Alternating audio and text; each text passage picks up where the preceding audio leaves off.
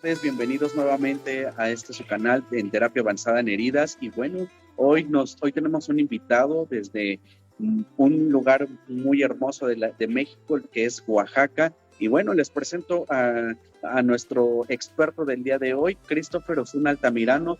Christopher, ¿cómo estás? Bienvenido a este espacio. Gracias, bien. Muchas gracias por la invitación. Realmente pues, me siento bastante honrado de que me hayas invitado a tu espacio y pues aquí estamos para que se pueda aportar y apoyar. No somos expertos, pero sí somos apasionados en el tema y ahí vamos. No, pues muchas gracias a ti por aceptar la invitación. Christopher, bueno, platícanos un poquito de ti a la audiencia para que sepan quién eres, a qué te dedicas, por qué estás aquí con nosotros, por qué experto en heridas. Platícanos, Christopher. Ok, bueno, mi nombre es Christopher Osuna, yo soy del estado de Oaxaca. Soy nacido en la región del Istmo, específicamente en la ciudad de Salina Cruz, Oaxaca.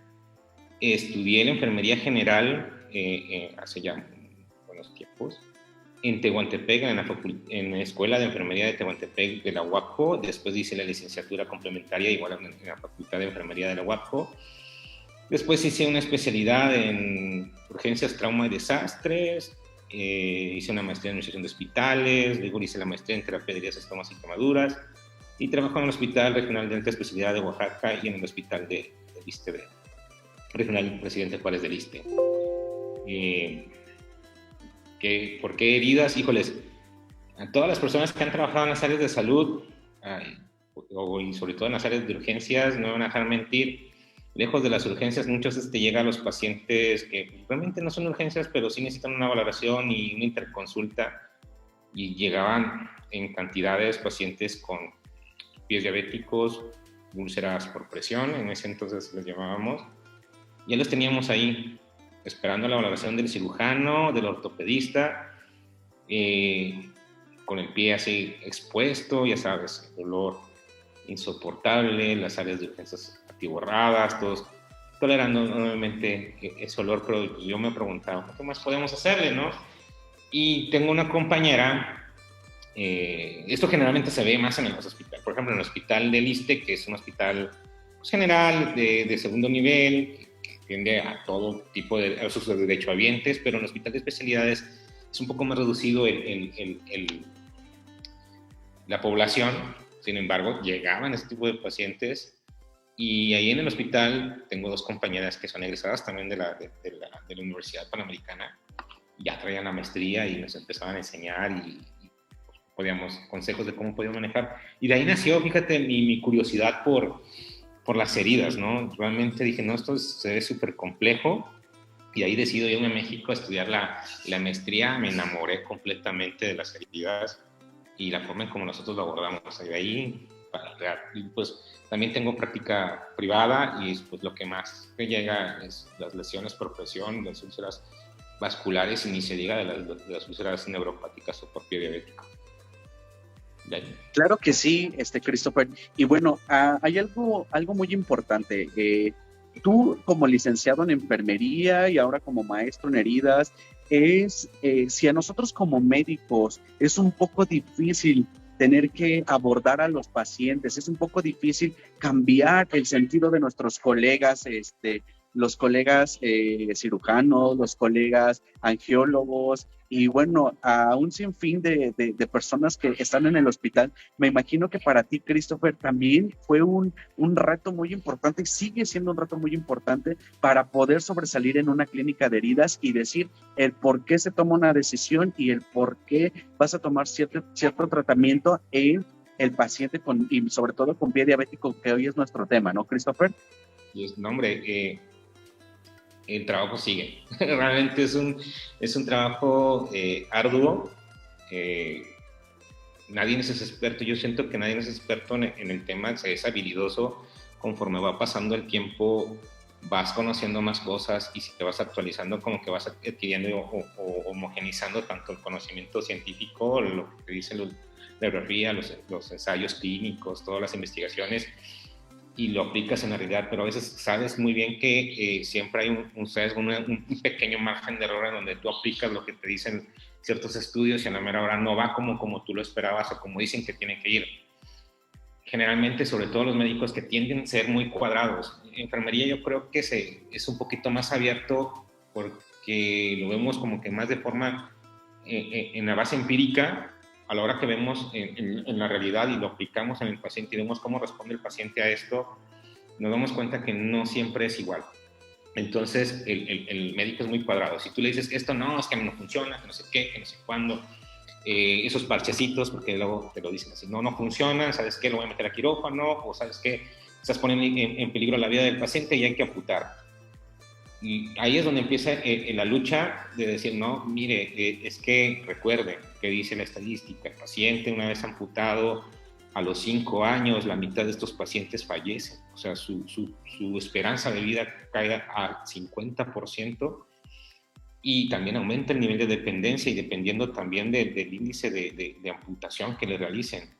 Si el paciente es un adulto mayor y tú le haces una amputación alta, una supracondilia, generalmente este paciente no va a poder deambular. Para poder mover una prótesis necesita mucha fuerza muscular para poder caminar ya con una prótesis. O sea, y sabes que, y usted sabe que una vez amputando a este paciente intervienen muchos factores que ellos, le salvé la vida, está amputado, va a andar y listo. No es cierto, o sea, realmente estos pacientes caen en depresión, se deprimen, y la reincidencia de la ulceración en el otro pie es alto, y la amputación o la reamputación del otro miembro todavía lo es mucho más. Entonces, el salvar el pie diabético es fundamental, es dejar la amputación o ir dejando la amputación como la última opción, el último eslabón. Y sabemos que sí hay criterios, y esa es la parte en donde los médicos te dicen, ¿cómo me vas a enseñar tú a mí? Tú eres enfermero. Le digo, no lo vengo a enseñar. Trabajamos en equipo, usted es una parte, yo en otra parte. El punto es enfocarnos a salvar ese pie.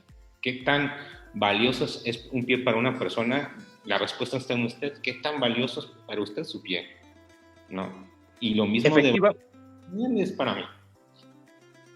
Y efectivamente, Christopher, yo creo que el valor que también el paciente le da a el voy a volver a caminar, voy a poder ponerme de pie, qué es lo que va a pasar y todos estos estigmas que tiene él de acuerdo a la patología de base. Christopher, vamos a ver los saludos de la audiencia y ahorita ya para entrar en nuestro tema como lo es pie diabético. Y bueno, vamos a ver, tenemos aquí a Orlenis Sodi, dice hola, buenas tardes. Jorge Pitch dice, aquí andamos, saludos desde Yucatán, mira, desde ya por el sureste que te están viendo. Connie Basilio, hola, buenas tardes. Wendy Carrascal, buenas tardes. Leonel dice, buenas tardes, doctor Campos, como siempre, informando a sus pacientes. Nancy Fonseca te manda saludos cordiales. Pues Nancy, muchas gracias, esperemos que te guste esta charla. Cris Morales, como siempre, desde Tabasco nos sintoniza, muchas gracias, Cris. Y Jos Abemar te da hecho muchas porras, dice Jos, eres el mejor jefe, Christopher. Me imagino que sí. Y así como eres el mejor jefe, también eres un líder de opinión allá en Oaxaca referente a lo que es el pie diabético y su tratamiento. Christopher, para iniciemos nuestra charla. Enfermería, ¿cuál es el papel tan fundamental de enfermería en el paciente que tiene una úlcera neuropática o pie diabético? Definición, ¿cómo definen ustedes pie diabético? Y después nos vamos con el abordaje, Christopher. Pues la definición no varía, es la misma definición que todos tenemos. Realmente no debería cambiar el lenguaje médico, el lenguaje de enfermería es un lenguaje de salud. Sabemos que es una úlcera de tipo, tiene 3 factores principales. La neuropatía por la parte de sensibilidad o la pérdida de la sensibilidad del pie que puede generar una úlcera, la lesión vascular, que son las 2 principales, la neuropatía y la lesión vascular. Entonces podemos definir al pie diabético como una úlcera en pacientes diabéticos que pueden ser de 2 etiologías principales, neuropáticas o vasculares, ¿sí? A esto le puedes agregar un tercer factor que puede ser la infección. Son pacientes generalmente en pie diabético y está asociado al mal control glucémico, tal cual. Entonces, esa es la definición de una úlcera de pie diabético. Es una úlcera difícil de cicatrizar, que por sus características de entrada ya es una úlcera pues, inflamatoria completamente, difícil de cicatrizar. Y enfermería, pues bueno, cuidados. tal vez yo como enfermero pueda cuestionarte, dime tú si hay algún procedimiento o tratamiento médico que pueda funcionar sin un cuidado. La base de la enfermería es el cuidado en sí. Entonces, De- ahorita...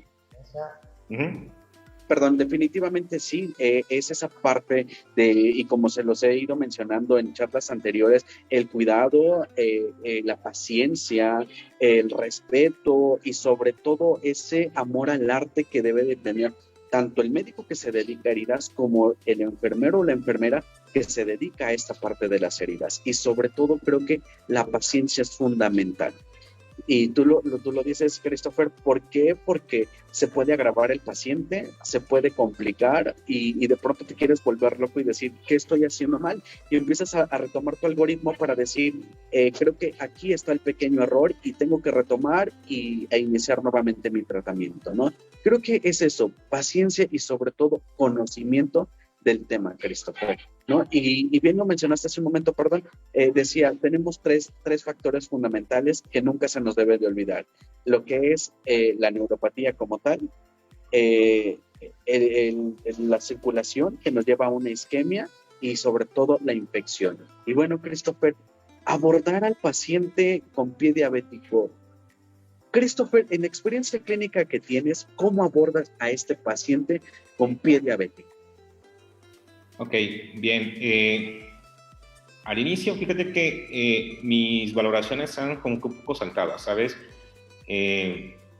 Aplicaba tal cual lo que nos dice la bibliografía, empezábamos a intentar clasificar a ese pie diabético en alguna de sus etiologías tal cual. Generalmente siempre lo abordas o lo clasifico yo utilizo mucho la escala de la Universidad de Texas y hago una exploración. Hace poco, no tiene mucho, a raíz de la necesidad y sobre todo de esta parte de que te llega mucho pie diabético, yo decía, bueno, necesito más herramientas. Entré a un diplomado, igual lo has de conocer, al doctor Ledesma y Míguez, allá en Guadalajara, y es de podología médica. Y aprendí a explorar mucho más el pie, el miembro inferior, porque generalmente una vez que llega el pie diabético te enfocas al pie diabético. Entonces dije, no, yo creo que me hace más falta. Entonces empiezo con un interrogatorio en general del paciente, su control glicémico, cuál es su estado nutricional, cómo es su alimentación. De entrada, una vez que le preguntas al paciente, ¿cuándo fue la última vez que se tomó la glicemia? Tú lo ves, el paciente diabético generalmente siempre quiere quedar bien con su médico para que no lo caches en la movida, ¿no? Siempre te dice, y empieza a dudar. Y se saca una cifra, no, pues hace una semana tuve 100. Y lo ves, y ves su semblante, y lo ves descontrolado, agarras, le tomas una glicemia, lo apuntas, y dices, no, mire, su glicemia es de 208. ¿Cuándo fue la última vez que se tomó una hemoglobina glucosilada? No saben qué es eso. ¿Quién le lleva a su control? Un médico general. Ok. ¿Con qué se controla? No conocen el nombre de su tratamiento por col. Entonces ahí empezamos a platicar con ellos. Nos detenemos un poquito en la exploración y empezamos a interactuar con ellos y decirle, mire, usted tiene que conocer su tratamiento, tiene que saber por qué esto, por lo otro. La facilidad cuando usted tenga para contestarme, eso me dice mucho de que usted muy está pegado a su tratamiento. Cuando usted realmente duda en contestarme, pues sabemos de entrada que su tratamiento no lo está llevando como debe ser. Entonces ya empieza a tener más confianza contigo y empieza a contestarte con mucha más franqueza, ¿no? Obviamente tienes que actualizar, se le toma VH, química, electrolitos, ¿sí? Dependiendo del tipo de pie, como lo estás observando, si ves que características de infección. Sabemos que el pie generalmente tiene una muy poca capa de grasa, el músculo también es muy delgado y luego te encuentras con hueso. Tienes que sospechar de la osteomelitis, una placa, PCR y lo que es velocidad de sedimentación. Si lo sospechas, obviamente, ¿no? Si hay datos francos, tomas cultivo de biopsia de tejido profundo para mandarlo a cultivar y vas manejando ese tratamiento al paciente. Haces una exploración más dirigida, buscas pulsos, no nada más te quedas, porque algo que he encontrado es que tú puedes sentir el pulso del pie, pero cuando tomas el índice tobillo-brazo, tu índice tobillo-brazo sale anómalo, ¿no? Dices tú, te sale de 1 y ves el dedo todo isquémico y este es un índice tobillo-brazo. Algo que he querido y que he estado queriendo adquirir es la cámara de termometría. Generalmente es como una herramienta más, realmente es una herramienta más que te dice cómo está el proceso inflamatorio entre los tejidos, puedes definir si es inflamación o si es isquemia, cómo está viendo la percusión del pie, y todavía darle a ese pie todavía un diagnóstico más certero, ¿no? Si es isquémico, hablas con él, le dices, ¿sabes qué? Esto pasa, y lo derivo a un angiólogo para hacer un rastreo. Trabajo con un angiólogo aquí en Oaxaca, que pues, realmente hacemos equipo, y él decide si tiene la posibilidad de revascularizar. Generalmente algo que sí nos ha fallado un poquito, es un poco más casado, es la vieja escuela de la cirugía, es más quirúrgico. Sin embargo, él no le gusta lo percutáneo. Aparte, una de las situaciones de Oaxaca es que solamente hay 2 laboratorios de cateterismo en Oaxaca, uno es privado y el otro es público. Eso se le da una limitación a nivel privado al paciente del acceso, aparte del costo. Entonces, cuando es vascular, te imaginarás que el reto es mucho más grande. Cuando es meramente neuropático, pues ya lo manejas, controlas la infección, les das descarga dependiendo de la situación o de la presencia de la úlcera. Y es algo que nosotros siempre tenemos que considerar. Con una de las cosas que me llevaron a hacer la podología, porque todos hablamos de descarga. Y no sé si tú estás enfrentado a decir, bueno, ¿y cómo lo hago? ¿Realmente cómo puedo dar una buena descarga? ¿No te ha pasado a ti? Porque a mí sí me pasó muchísimo. Y empecé a hacer mis descargas artesanales. Funcionan, pero el costo es alto. Entonces, y a veces el paciente me dice, no, lo deja, y empiezas a usar alternativas, ¿no? Tenía un paciente que ya tenía sus muletas, y le digo, pues no le gaste, siga con las muletas. Es que yo trabajo, espérese, siga con las muletas. Porque era en medio pie, me acuerdo muy bien, y aquí pues necesitamos una bota de Welker.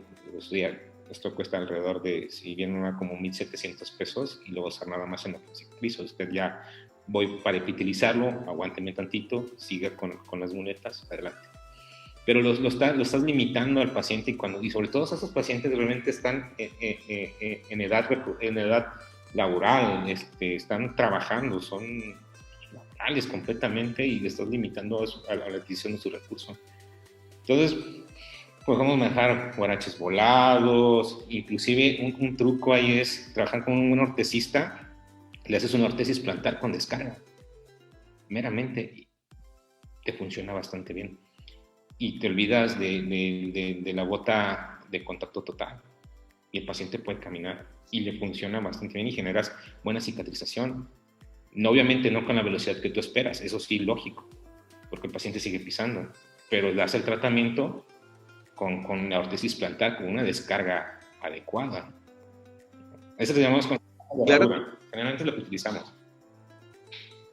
Claro que sí, Christopher. De hecho, esta parte que cuando damos clase, cuando damos ponencia, siempre hablamos de esta parte fundamental de la descarga en la úlcera neuropática, y que a muchos se les va, y sobre todo cuando también tenemos tenemos bien diagnosticado a nuestro paciente, y si el paciente no tiene que deambular, no, hasta parece que el paciente le dices, ve, haz una deambulación, y tienes que estar caminando, y de pronto regresa la semana después contigo y te dice, yo no veo que haya avance en la herida, no veo que haya avance en la cicatrización, pero vuelves a hacer técnica exploratoria, vuelves a hacer semiología, y te das cuenta que el paciente, 1, no utiliza la descarga adecuada, 2, si no la tiene, le dices que no puede pisar absolutamente para nada, y bueno, pareciera que el paciente le dices, ve y pisa más, y descarga totalmente el pie ahí en esa parte, ¿no?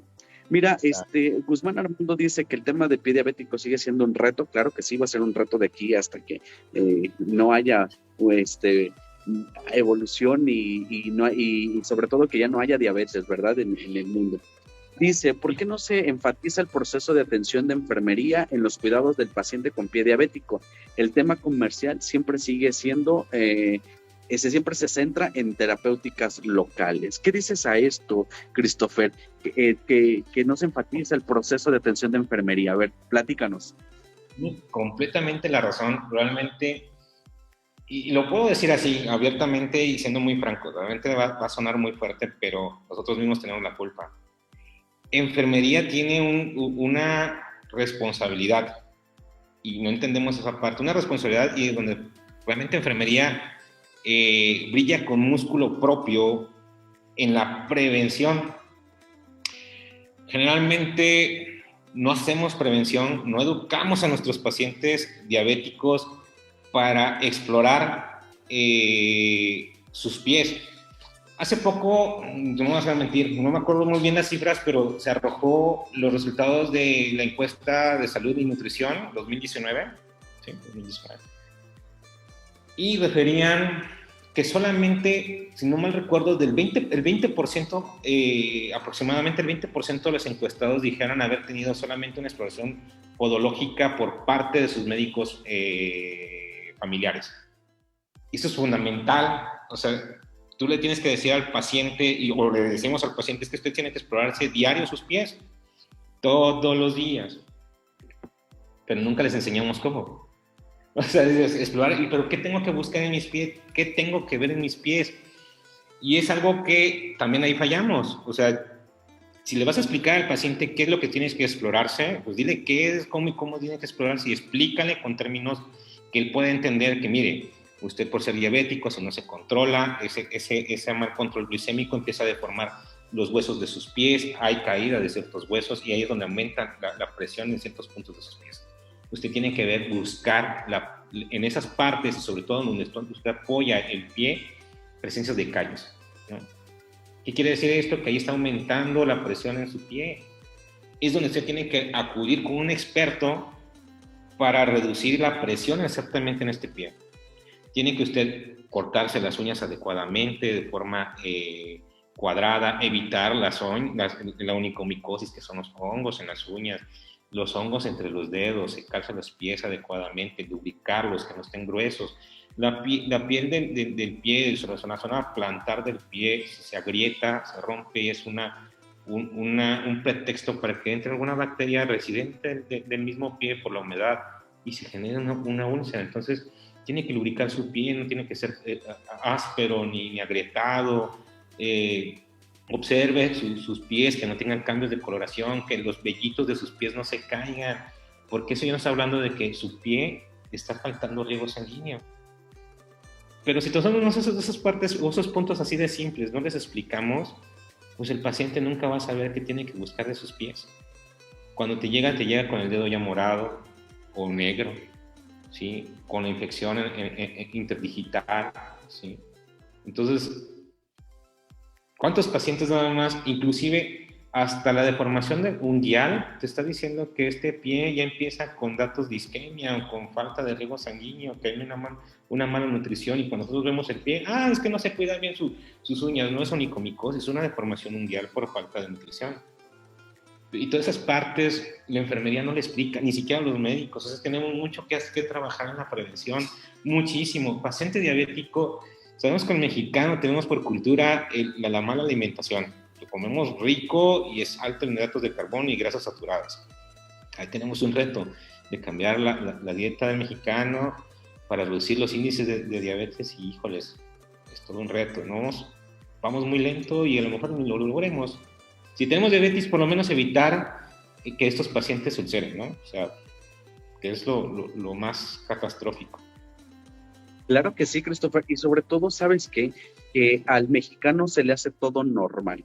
Es normal que tengan los pies hinchados, es normal que cuando termina el día mis pies estén cansados, todo es normal para el mexicano, y cuando ya tiene una neuropatía o cuando ya tiene esta insuficiencia venosa, esta insuficiencia arterial, más la diabetes mellitus, ya no es normal. Estamos hablando que el paciente ya no tendría que ser normal. Sin embargo, el mexicano, ¿tengo un dolor de cabeza? es normal porque me acostumbré a vivir con él y el colesterol triglicéridos alto, síndrome metabólico, y con eso pues lleva a que todo sea normal, y cuando en realidad tienes que acudir con el especialista es porque ya te van a amputar el pie, ¿no? Bueno, Christopher, vamos a seguir aquí con nuestras preguntas de la audiencia y continuamos, ¿vale? Dice Sol te dice muchos saludos. Yuri de Alemán, un abrazo, amigo. Es Yuri. Guzmán Armando dice, en la práctica clínica he observado un cambio epidemiológico. Trato más pacientes con úlceras isquémicas y mixtas que neuropáticas simples. ¿Qué ha observado usted, maestro? Debido a que las guías de la práctica clínica mencionan que son más o menos de 15 a 30 a 35% isquémicas. ¿Qué referencia tiene Christopher en esta parte? Yo ya tengo la mía. A ver, queremos ver la tuya. De hecho, a mí me ha pasado, por eso hace rato hice el comentario. Creo que yo en mi práctica clínica, la mitad de los pacientes que me llegan a mí son, realmente son úlceras por pie diabético. Pero de esos te puedo decir que el 80% son isquémicos. Realmente traen una composición vascular. Y eso sabes muy bien que dependiendo del índice tobillo-brazo, que es la herramienta que más fácil puedes tener en el consultorio, y te dan la referencia, siempre salen apenas y pasando, siempre con 80.89 o 90, pero ninguno te va a salir con un índice tobillo-brazo de 1. Yo no he encontrado a un paciente que me diga, ¿sabes qué? Diabético, añoso, bien o mal controlado, siempre traen un componente vascular, siempre. Y de esos siempre ya te llegan con el pie isquémico. Neuropático realmente sí, te llega muy poco, realmente empieza a llegar muy poco, pero a ese es donde yo creo que empiezo a hacer un poquito de berrinche y querer decir, a ver, vamos a hacer un equipo. Porque ni el cirujano lo puede resolver todo, ni el vascular lo puede resolver todo. Y eso es algo que tenemos que empezar a atender todos los que trabajamos en el área de salud. Por eso digo, yo empiezo a hacer equipo con un cirujano vascular. Sin embargo, me falta, tengo dos compañeros que son nutriólogos, y les digo, pero que estemos trabajando en un mismo lugar, difícil. Entonces tienes que mandarlos y referirlos, porque cada vez que estamos en diferentes zonas, ¿no? Yo creo que coincido en esta parte. Las lesiones vasculares en el pie diabético van en aumento. Cuando lees los datos epidemiológicos, a veces dices, bueno, a ver, de México, ¿qué se sabe? ¿Qué tenemos como datos epidemiológicos realmente en esto? Híjoles. Entonces ahí dices, bueno, te das una idea, porque de donde tomas mucha información sobre el pie diabético y sobre todo las lesiones vasculares no son de México. Porque ahorita España está escribiendo muchísimo sobre los pies, y tomas datos de ellos, tomas datos de Estados Unidos, tomas datos de Canadá, pero son ámbitos o lugares diferentes con características culturales diferentes, y entonces los números no siempre te van a dar a lo que tú realmente estás enfrentando en la práctica clínica. En la práctica clínica, la lesión vascular en los pies de pacientes diabéticos es más frecuente de lo que te dice la bibliografía. Entonces, es ahí donde tenemos que generar más equipos de salvamiento del pie diabético, y sobre todo los costos. Como no tienes la adquisición de cerca, los costos se disparan. Tienes que mandar a ese paciente a México, a Puebla. A nosotros nos queda más cerca a Puebla, porque si igual tienes el laboratorio, no tienes al médico vascular acá a la mano, y el médico vascular que está ahí tiene perfusión, que puede hacer a través perfusión, a través de intervencionismo. Solamente es uno, y los demás pues todavía no levantan la mano, o quieren trabajar solos, no les gusta trabajar en equipo, y es un montón de cosas enormes que hay que ir superando y hacer equipo. Entonces yo creo que, cierto, las lesiones vasculares van en aumento, y también tenemos que hacer equipo, porque son de las cosas más complicadas que podemos atender en el pie diabético. Así es, definitivamente coincido contigo y con Guzmán Armando. La vascular es lo que va más en aumento, y creo que epidemiológicamente ya vamos en las nuevas guías de la práctica clínica y lo que tengamos que escribir nuevamente en el futuro, pues ver esta evolución y este cambio epidemiológico que tenemos actualmente. Y bueno, aquí nos habla Eduard Márquez, disculpe, ¿qué tratamiento usa cuando los tendones están expuestos y tardan en granular? ¿Qué tratamiento utilizamos en esta parte, Christopher? A ver, indícanos, ¿qué hacer cuando el tendón no empieza a granular? Ok, bien. Yo me imagino que se ha de referir porque se ha de topar con la situación de que su tendón se le está desfacelando, se le ha de estar llenando de desfacelo. Es un tejido bastante difícil de granular. Tienes que encontrar como que el nivel óptimo de humedad. Si le das mucha humedad, se desfacela. Si le das poca humedad, se seca y se necrosa y se muere y dejas al pie rígido.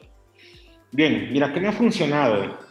Ahorita estoy trabajando, realmente me ha funcionado bastante bien. Hay dos situaciones que yo te puedo recomendar. Generalmente no uses hidrocoloides. De entrada, ahí te lo puedo decir.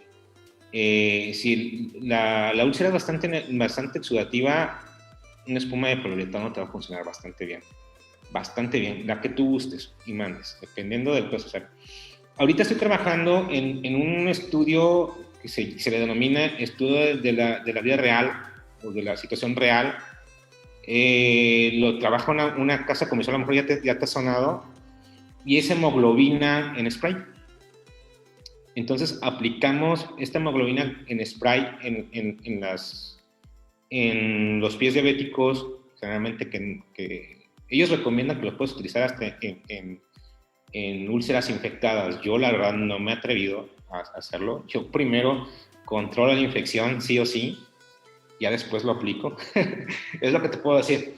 Primero paso número uno, si estás muy exudativo, busca la forma de qué te está llevando al alta de exudado. Si es biofil, o si está infectado, o si es meramente proceso inflamatorio. Regula el proceso inflamatorio, también lo puedes regular. Dale O una colonización crítica como tal. Ahí está la marca. Ciertamente no quería decir la marca, para esta cierto. Estoy trabajando con ellos.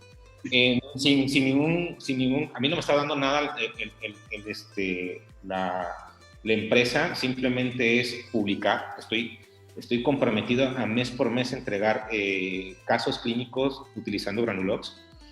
Y fíjate que ha funcionado bien, te acelera el proceso de granulación. La verdad es que yo estaba un poco escéptico, leí mucho sobre este aspecto, pero aparte que le estás aportando un nivel de humedad a tu herida, algo que encontré es que no te esfacela el tendón.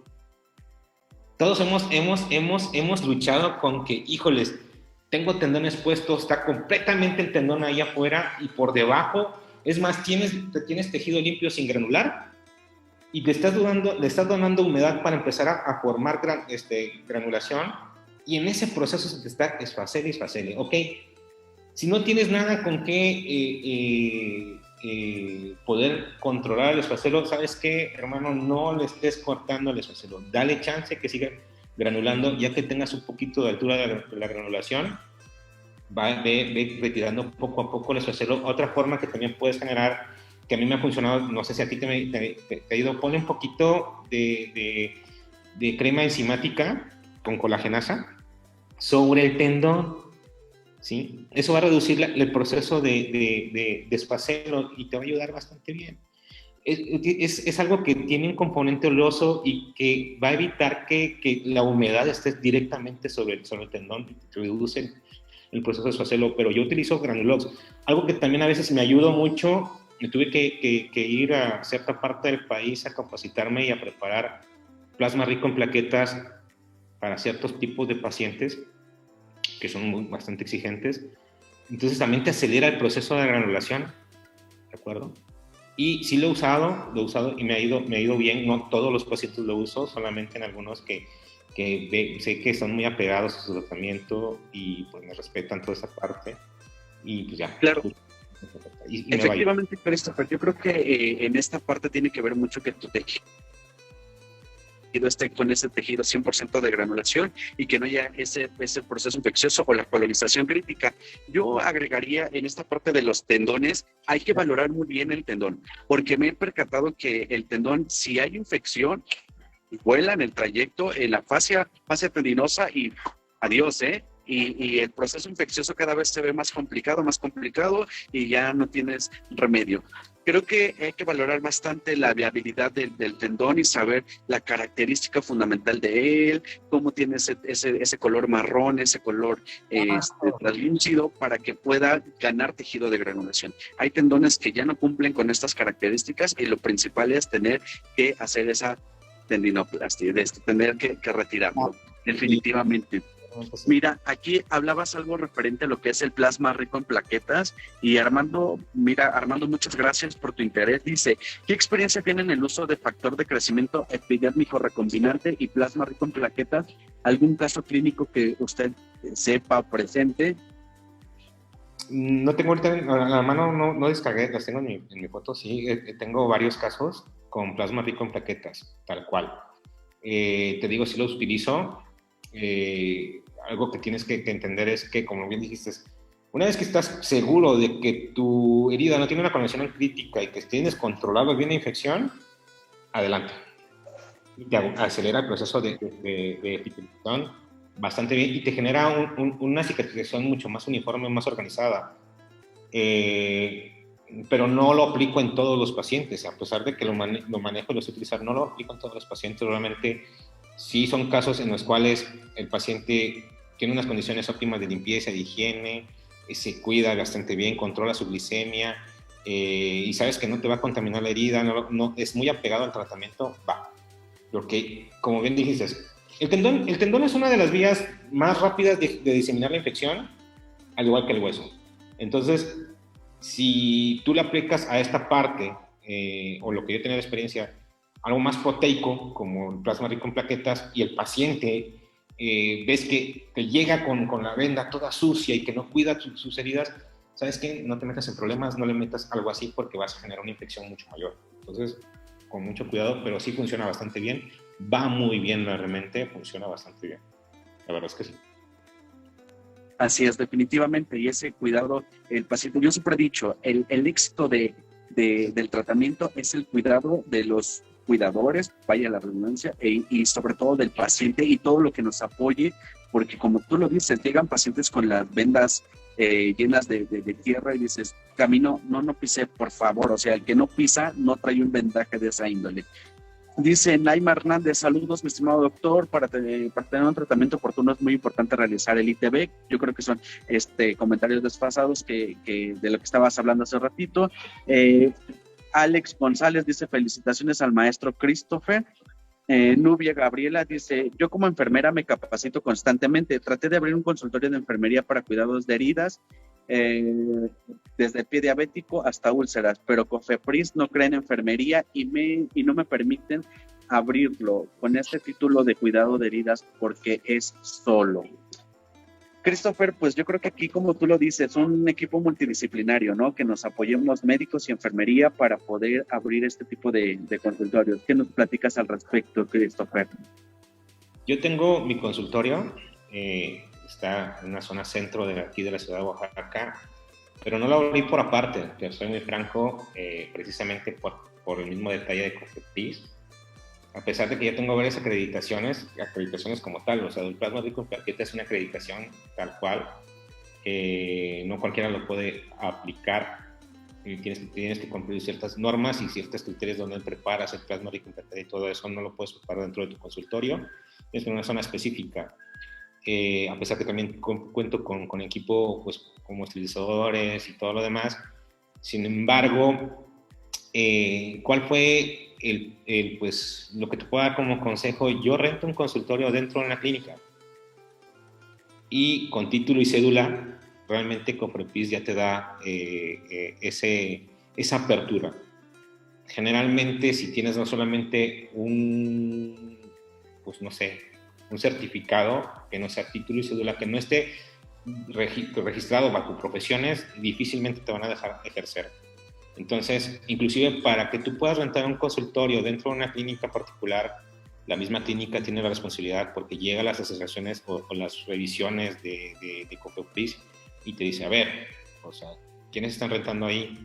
Son especialistas, cuentan con título y cédula y tienes que dejar tu título y cédula a pesar de que tú rentes. O sea, tienes que contar título y cédula y solamente así pues ya tienes un respaldo, ¿sabes? Porque también para que ellos tengan una clínica tienen un responsable sanitario. Entonces te ahorras tú esa parte del responsable sanitario. ¿De acuerdo? Entonces ahí podrías utilizar, si tienes título y cédula y lo quieres ejercer por parte particular, lo mejor es acercarte a una clínica ya establecida. Obviamente te van a pedir todas tus acreditaciones para que puedas trabajar ahí. Bueno, no trabajar, sino poder ser arrendatario de ahí mismo. Tú eres tu propio patrón, ¿no? Dueño, así es. Como dueño, pero ellos como tal, como estás trabajando ahí, te van a pedir sus requisitos, y es título y cédula, todas tus certificaciones y currículum, porque llega COFEPRIS y saber quiénes están rentando, quiénes están atendiendo aquí, y así eso vas a encontrar en todos lados.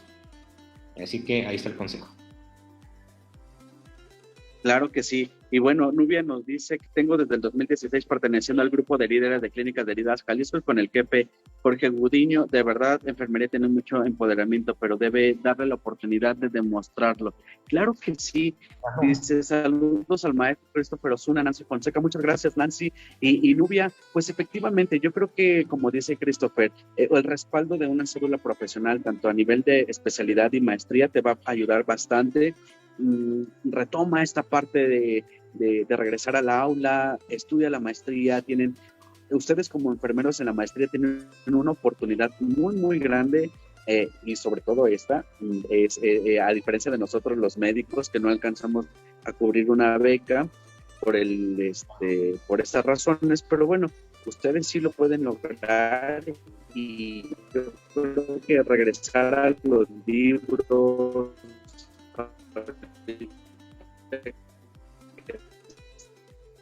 un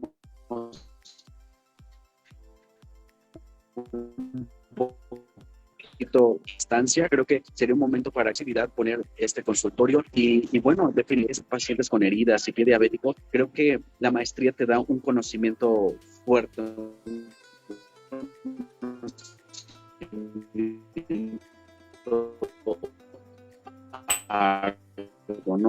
De pronto, y decía, doctor, es que hidrocología, estoy tomando un diplomado y nosotros lo vimos, Christopher, lo dialogábamos antes de entrar al en vivo, hablábamos de los diplomados que te dan y yo decía, bueno, a ver, un alginato de calcio y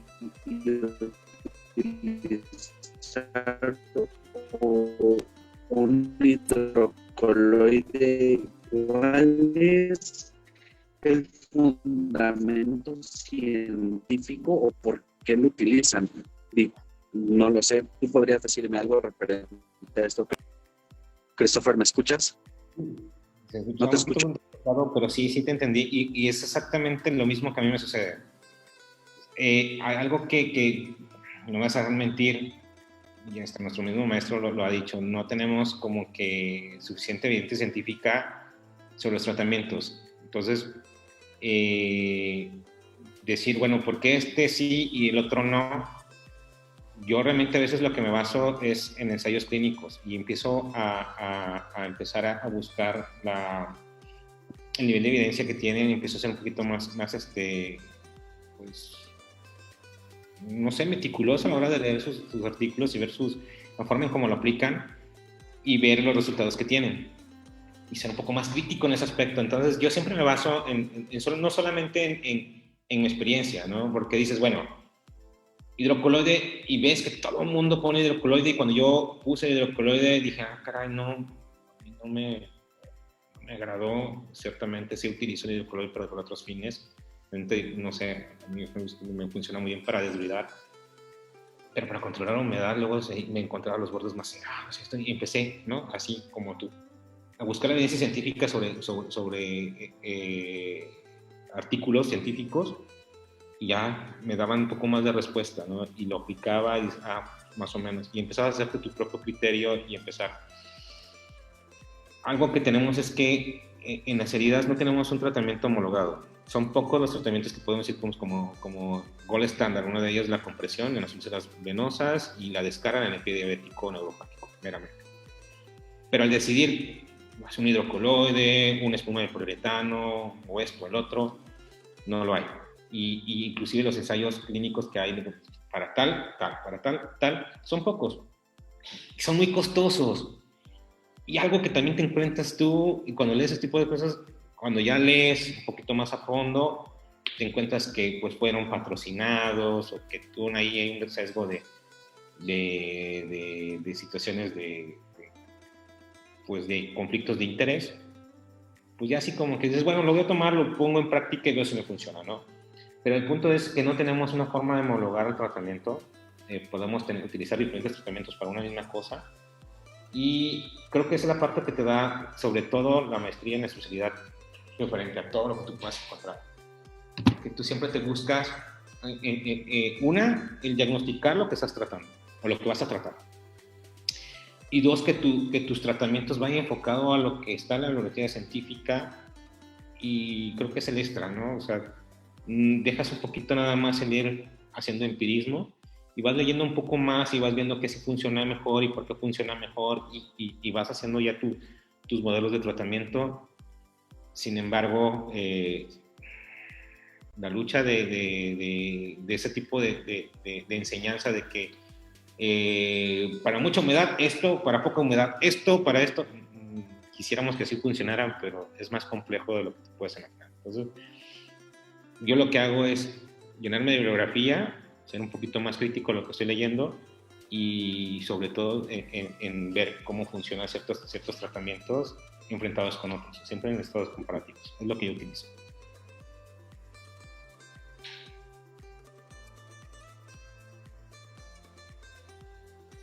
Creo que sí se me... Perdón.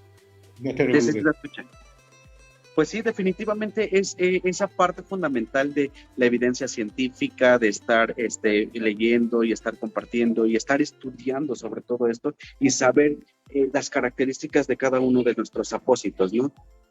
Y bueno, Christopher, pues mira, una charla muy amena, muchas preguntas, muchas respuestas, creo que muchas palmadas, sobre todo. Christopher, ¿qué tiene en el futuro para ahorita? ¿Diplomado? ¿Qué vas a hacer, Christopher, en estos últimos meses que quedan del año 2021? Platícanos para cerrar nuestro programa.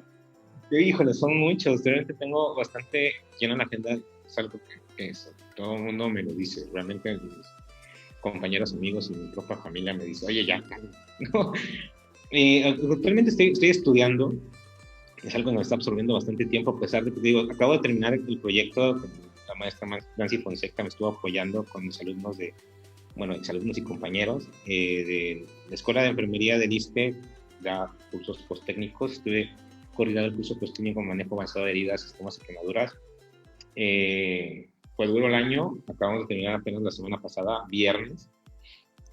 Y ahorita que me sigue, pues tengo ahí un proyecto que voy a empezar con los de la UNAM, voy a empezar a dar clases de trauma, algo que me encanta también. Voy a estar ocupado estos 15 días con ellos, termino, sí, sigue un diplomado que estoy tomando, que es de bioestadística, me encanta la investigación, como te puedo dar cuenta. No lo he terminado y lo había dejado pausado precisamente porque me había llenado de cosas. Yo pienso terminar en este siguiente mes, me dieron la oportunidad, lo termino, está pesadísimo, está muy de locos ese tipo de cosas. De ahí vamos a empezar el año, generalmente en enero, se acercó una señora que viene de España, quiere dar un curso sobre cuidadores a nivel particular, o sea, sobre todo a nivel familiar. Fue lo que más me agradó, sobre pacientes geriátricos, y me buscó para darles el tema de la prevención de lesiones relacionadas con la dependencia. Ella, de viva, o sea, vos viviendo en España, su mamá o su abuela sufrió una lesión por presión en uno de los hospitales muy reconocidos, son uno de los que más publica, y a mí me impresionó la historia como nos contó. Y Ella es de aquí, ella es de familia española, pero vive aquí en Oaxaca. Y es mexicana, realmente. Y quiere dar ese curso para, obviamente, ayudar a los familiares a prevenir las lesiones relacionadas con la dependencia. Dije, pues va, órale. Entonces, iniciamos en enero con ese proyecto a capacitar a gente que no tiene nada que ver con salud, para que ellos también sean, creo que es una excelente oportunidad para que podamos reducir las lesiones en casa, porque a veces llegan esos pacientes ya observados de casa y creo que es una buena oportunidad para aquellos pacientes que tienen alta dependencia, ¿no? Necesidades. Claro, sobre todo, y sobre todo, como tú bien lo mencionaste en la charla, hablar sobre prevención, cuidado y capacitación constante. Bueno, Christopher, ¿dónde te podemos encontrar? Redes sociales, página de la clínica, del ISSSTE, platícanos rápido dónde te encontramos. El consultorio está en Humboldt 302, en la zona centro de la ciudad de Oaxaca. Está como una cuadra de un parque muy conocido, del Llano. Y pues mi red social, la que hemos visto es Facebook, está como tal, como Christopher Osuna, ahí me pueden encontrar. Y pues mi número telefónico personal, generalmente WhatsApp, contesto un poquito lento, pero contesto. 951-204-2424 y que gusten, estamos siempre a sus órdenes.